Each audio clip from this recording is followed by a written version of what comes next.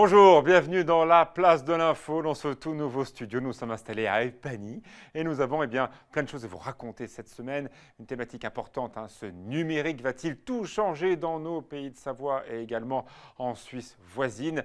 Effectivement, notre quotidien est un peu bousculé par la digitalisation, j'ai même du mal à le dire, de ces différents contenus. Olivia Boisson est avec nous. Bonjour Olivia. Bonjour. Vous avez un peu planché sur la question tout à l'heure et vous allez aussi cuisiner le monsieur qui est à côté de vous. Philippe Brenet, merci d'être avec nous. Vous êtes le président d'une entreprise qui s'appelle Altimax. Vous êtes basé à Chavano, près d'Annecy, avec des clients français et suisses. Vous nous direz si nous sommes des bons élèves digitaux. Ça sera donc la thématique et quelques questions posées par nous deux tout à l'heure. Bonjour Thierry Paulme. Bonjour Alexis. Est-ce qu'il va continuer à faire toujours aussi chaud? Demain, oui. Après, non. Non.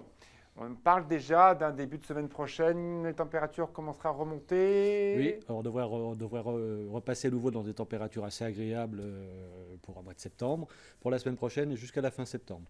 D'accord, on fera un point complet sur la météo parce qu'on voit bien que c'est même plus Jodassin, c'est même plus l'été indien, c'est la chaleur torride indienne. En fait, si on prend l'été indien, normalement, c'est au mois d'octobre, c'est pas au mois de septembre. Ah oui, c'est vrai. Alors on l'appellerait comment ce truc-là? La suite de l'été, on va dire. Tout ça pour ça. Oui. Ah franchement.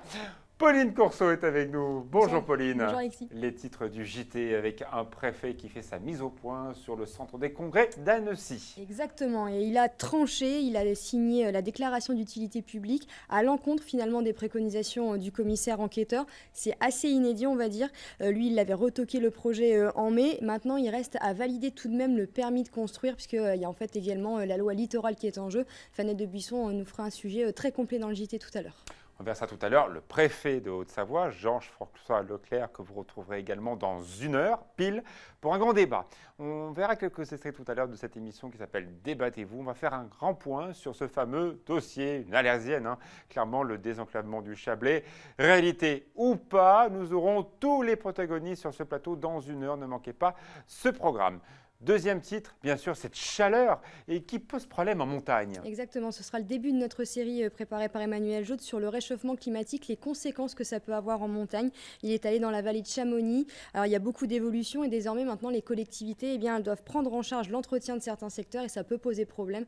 Il y a donc un vrai changement dans nos montagnes et Emmanuel Jaude nous en dira plus dans ce premier épisode de la série de la semaine. Le JT dans 27 minutes sur 8 Mont Blanc. Merci beaucoup à vous tous. Tout de suite, la place de l'info.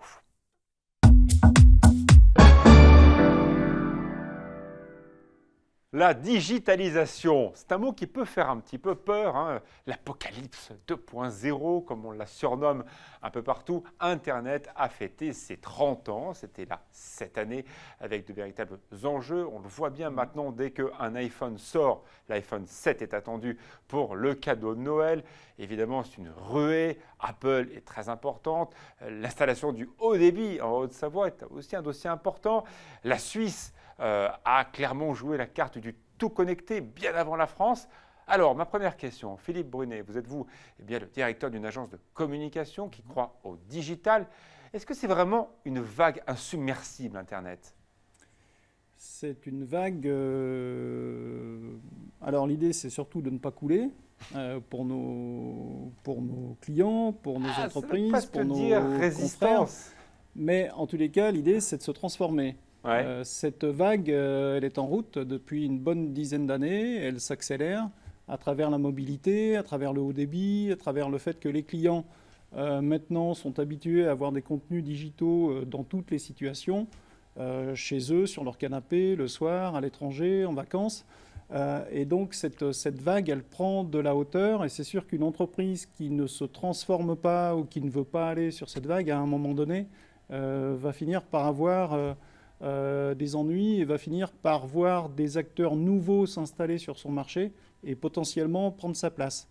Donc, il y a quelques années, quand on parlait de communication numérique, digitale, il y avait souvent un troisième mot qui était associé, c'est le mot froid. À la différence d'autres supports plus chauds, je pense à l'affichage, je pense au cinéma, je pense également au print, la fameuse brochure que vous laissez traîner au bord de la table. C'est vrai que ce sont des supports très français qui marchent très bien et qui sont aujourd'hui concurrencés. Oui. Alors, ce côté digital est lointain. Aujourd'hui, les réseaux sociaux ont modifié tout ça.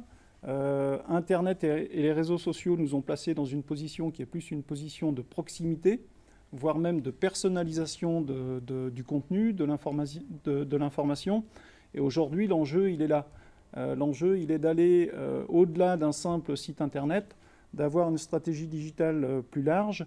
Et aujourd'hui, on a les moyens, à travers un certain nombre de techniques, du UX design, de marketing automation, de termes un peu barbares, mais qui permettent quand même de savoir exactement quel type de contenu on recherche, quel type de sujet, quel type de vidéo on regarde, et petit à petit de personnaliser la navigation et de retourner vers l'internaute, vers le client, et de lui proposer des contenus adaptés. Voilà, c'est ça l'enjeu. On se retourne vers le grand écran. Maintenant aussi, nous sommes connectés, vous voyez, avec toutes ces applications.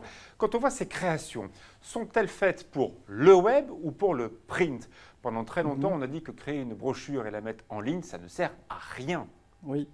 Alors, le digital a progressé dans ce sens qu'aujourd'hui, c'est devenu la porte d'entrée principale pour une stratégie de communication.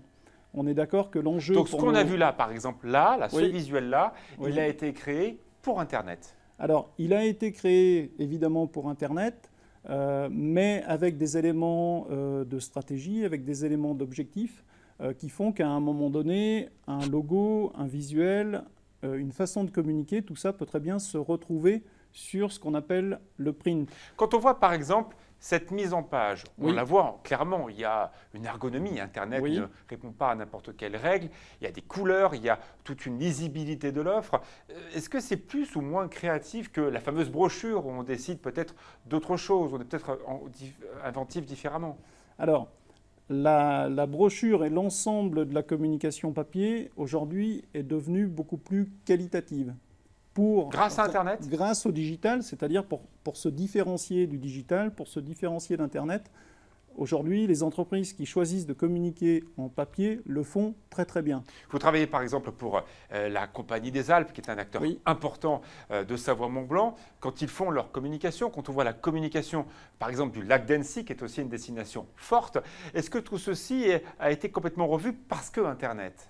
Oui, parce qu'on sait sur Internet, c'est ce qu'on appelle l'UX design, c'est-à-dire le fait de dessiner une page Internet en fonction de l'utilisateur, en fonction de sa façon de naviguer, en fonction d'un certain nombre de clics limités, parce que l'attention est limitée.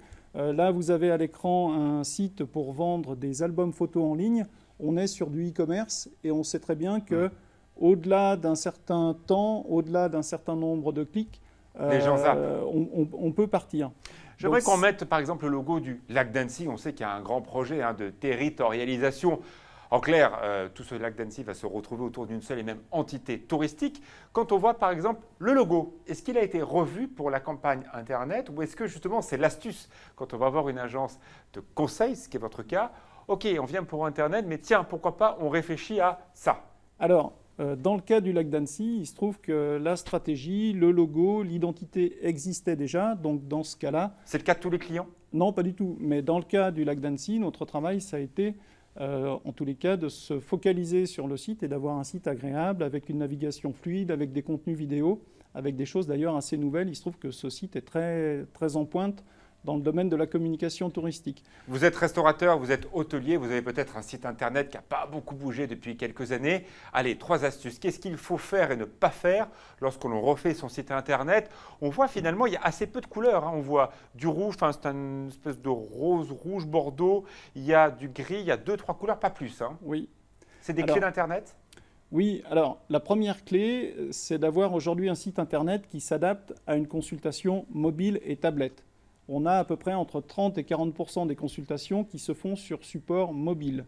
Ça veut dire que la première règle, c'est que le site internet doit être en responsive design, c'est-à-dire que le site va adapter son format et son contenu en fonction du support. Ce qui veut dire que de l'iPhone à cet écran incroyable juste derrière moi, il faut que ça soit lisible de la même façon. Oui, voilà. Et ça, deuxième chose, on voit maintenant le retour de grandes photos plein cadre.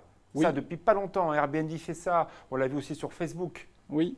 Alors ça vient de la consultation de vidéos en ligne qui ne cesse d'augmenter et qui fait qu'on va chercher une information vidéo et si cette information vidéo elle se trouve sur la page d'accueil d'un site, potentiellement on va découvrir, on va rester quelques secondes de plus, on va capter l'attention Et ensuite, on va aller s'intéresser à des rubriques produits, puisque l'idée ensuite, c'est d'emmener tranquillement l'internaute sur le produit.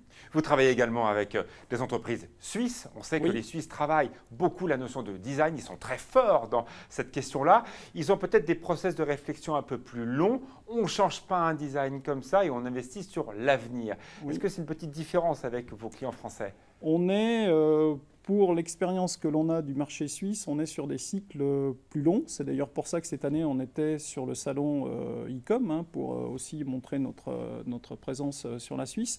On est sur des cycles de décision qui sont un petit peu plus longs. Plus durable? On change moins vite les choses? Plus durable aussi en interne. Parce que généralement, les personnes qui s'occupent des projets e-commerce ou des projets, on va dire, digitaux en interne dans les sociétés suisses, sont là depuis un peu plus longtemps. Ils ont pris un petit peu d'avance. La compétence digitale chez nos clients en France, elle date de quelques années, mais elle est quand même un petit peu plus récente. C'est passionnant. Merci en tout cas de nous aider à découvrir un peu cette communication digitale qui peut faire peur quand on n'a pas l'habitude de tout ça. C'est vrai qu'on a l'impression d'être un peu submergé par toutes ces informations. Vous restez avec nous. Oui. On va faire une petite pause de pub. Après cette météo importante, est-ce que les températures vont enfin baisser? Et Olivia Boisson va vous interviewer.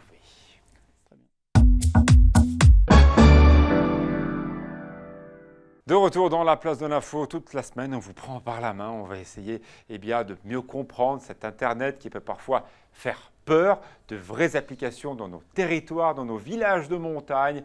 Vous allez apprendre beaucoup de choses dans la place de l'info. Cette semaine, Thierry Paulme, cette météo online, bien sûr, on la retrouve sur notre site, le replay de 8montblanc.fr. Cette chaleur va-t-elle durer ? Alors, tout dépend de ce qu'on entend de la durée. Enfin, ça va durer encore demain. Après, on va retourner dans des températures peut-être un peu plus conformes à la saison. Et honnêtement, je ne sais pas ce que vous en pensez, mais je pense que ce sera un peu plus respirable. On commence à avoir un peu ras-le-bol. Franchement, je ne sais pas C'est ce que vous vrai. en pensez. C'est agréable, mais les journées, il fait lourd, on a du mal Voilà, à la s'habiller. nuit, il fait chaud, ça Alors fait un voilà. moment que ça dure. C'est peut-être un élément intéressant. Pendant l'été, il faisait chaud la journée, forcément c'est l'été, mais les nuits, on en parlait ensemble au mois de juillet, étaient plutôt fraîches. Là, ce n'est pas rare de voir des températures avec le phénomène urbain monter à 21, 22. Oui, surtout qu'on a remarqué que sur ces derniers jours, on a eu des orages qui se sont développés sur les reliefs, comme hier. Au pays du par exemple. Mont-Blanc hier, avec Voilà, des tout à fait. très gros orages. Voilà, on a eu des coups de vent dans le bassin genevois, mais il n'a pas plu. Et donc, il y a une certaine couverture nuageuse qui se met en place, qui reste une partie de la nuit, puisqu'il en reste encore trace au lever du jour. Du coup, la chaleur, elle reste. Évidemment. Ça La va carte pas. météo de demain? La carte météo de demain, elle sera bien ensoleillée, avec encore du soleil, mais ça va commencer à se gâter dans l'après-midi, ça va commencer à se brouiller, et malheureusement, ça va se dégrader dans la nuit. Et on attend de la pluie pour la journée de jeudi, et surtout des températures nettement plus fraîches. Avec un phénomène de fun qui va protéger l'est de la zone en clair, pays du Mont-Blanc, en descendant jusque du côté de la Tarentaise, ou non, tout le monde va être concerné?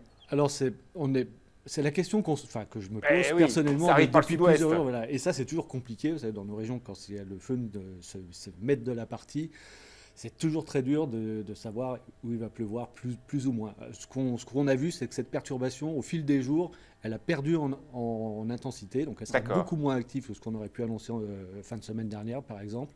Mais elle sera quand même présente et tout le monde devrait avoir son petit lot de pluie quand même. Est-ce qu'il pleuvra demain à Thonon? Écoutez, pas demain, non. Enfin, après-demain matin. Jeudi, C'est oui, dans la nuit que ça démarre. Voilà, tout à fait. C'est peut-être d'ailleurs le nord, Le plus bassin, protégé. le bassin lémanique, non, au contraire, qui devrait recevoir plus de pluie. D'accord, très bien. Alors, on va voir justement un extrait d'une émission que vous trouverez sur 8 Mont Blanc dans 3 quarts d'heure. Ce désenclavement du Chablais. Tout le monde n'est pas d'accord. Vous allez entendre Elisabeth Charmeau, puis le préfet Georges-François Leclerc. Mais on a la COP21, on a la loi biodiversité, on a les mentalités qui changent. Je pense qu'en 95, on devait être 5% de la population être contre ce projet autoroutier. Maintenant, on est 13%. Et on est 13% d'après le bilan de concertation. À mon avis, on est beaucoup plus, parce que dans le bilan de concertation, on aurait pu aussi compter les opposants, tous les gens qui mettaient des conditions sur le foncier agricole et sur le foncier naturel parmi les opposants. On aurait pu aussi compter dans les opposants tous les gens qui se faisaient du souci pour le captage des eaux d'Antilles. Et ça, c'est des gens qui vont se réveiller. le jour où le projet sortira, parce qu'ils diront non, c'est pas possible. Le foncier agricole et le foncier naturel n'ont pas été vraiment évalués. On ne sait pas quelle quantité va disparaître. Il y a peut-être des chiffres qui auraient fait peur aux gens. Alors, Monsieur le Préfet vous répond. Écoutez, je suis un petit peu surpris de deux catégories de réponses. Tout d'abord, enclaver pour préserver, ça ne marche pas. Je pense qu'on ne peut pas condamner les habitants de Thonon et les habitants des vallées à l'enclavement au nom de la préservation de leur qualité de vie. Nous pensons, je pense, être capables, en tant que maître d'ouvrage, de conjuguer à la fois le développement d'un territoire et de ne pas assigner un territoire à résidence ou les assigner à des embouteillages à perpétuité, et tout en préservant la qualité de vie. Un des échanges à ne pas manquer donc dans 40 minutes. Débattez-vous avec également le maire de Thonon et président de l'Arc, Jean Donnet, le président du conseil départemental de Haute-Savoie, Christian Monteil, monsieur Bernaz, qui est également le président de l'association Oui au désenclavement du Chablais, et madame Charmeau que l'on vient de voir. C'est dans 40 minutes si vous habitez le Chablais, Thonon, Évian, Châtel ou pourquoi pas Bon-Chablais. Cette émission vous concerne. Vous la retrouverez également quelques extraits sur la Radio Plus demain matin. Olivia Boisson, bienvenue. Vous êtes journaliste économique sur 8 Mont-Blanc et vous avez planché sur cette question de la digitalisation. Tout à fait. Alors, j'ai constaté effectivement, comme vous l'avez dit, avant la publicité, ça se trouvait où? À la télé, à la radio et dans les journaux. Avec l'arrivée d'Internet, évidemment, aujourd'hui, on a de la publicité absolument partout. Donc, j'ai une première question. Est-ce que vous, en tant qu'entrepreneur, vous avez une page Facebook? Oui, on a une page Facebook qui est assez active et dont on se sert en ce moment pour essayer de recruter, puisque dans notre activité, on a une petite difficulté quotidienne, c'est de recruter. Voilà. Et est-ce que ça fonctionne par Facebook, justement?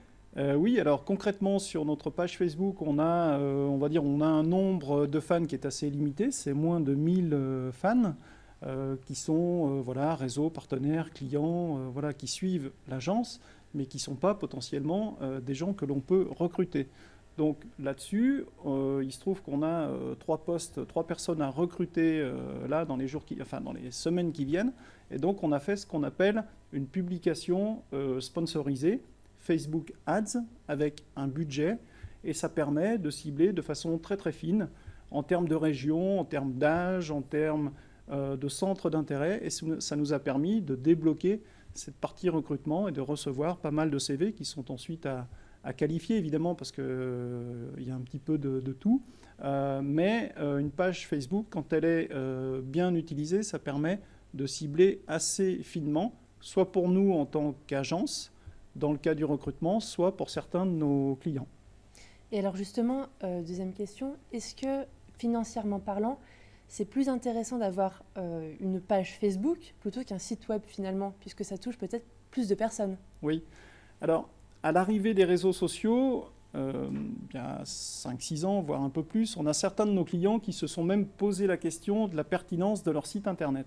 Aujourd'hui, on se rend compte que c'est complémentaire parce que les réseaux sociaux sont alimentés quotidiennement, c'est de la communication de proximité. Parfois, on la maîtrise plus ou moins facilement au niveau de son contenu, au niveau des messages, alors que le site Internet, il est là pour représenter, on va dire, la communication de l'entreprise, de la marque à long terme. C'est sa stratégie. N'empêche que des marques très connues se sont relancées, redynamisées grâce à une forte présence sur les réseaux sociaux. Dernière question, Olivia. Et la dernière question, on sait, il n'y a pas que Facebook finalement en tant que réseaux sociaux, il y a aussi Twitter, Snapchat qui devient de plus en plus prisé. Alors est-ce que vous sentez que vos clients, et peut-être même vous, seraient peut-être tentés par ce genre de réseau, par exemple les photos éphémères comme Snapchat? Oui, alors les priorités sont sans doute Twitter, Snapchat, après d'autres arrivent, mais on va dire qu'aujourd'hui, et je compléterai avec Instagram, on va dire qu'aujourd'hui les 4 quasiment incontournables, avec des objectifs différents, mais n'empêche qu'ils sont devenus presque incontournables, sont Facebook, Twitter, Instagram. Snapchat, c'est celui qui vient troubler un petit peu la situation, qui est aussi ciblé plus jeune, encore plus réactif dans la façon de l'utiliser. Donc pour des marques qui ciblent une clientèle jeune, oui, c'est sans doute très très bien. Olivier Boisson, merci beaucoup. Philippe Bonnet aussi, merci Merci. d'être avec nous. Demain, on va s'intéresser dans la place de l'info au journal papier. Le journal que vous connaissez, est-il mort ou pas? Comment le journal local, le Dauphiné Libéré, est-il arrivé à mettre toutes ces informations sur l'écran juste derrière nous? Eh bien, on va parler de tout ça demain dans la place de l'info. Tout de suite, rendez-vous avec Pauline Courceau. Ce sont les titres du JT juste après la pub.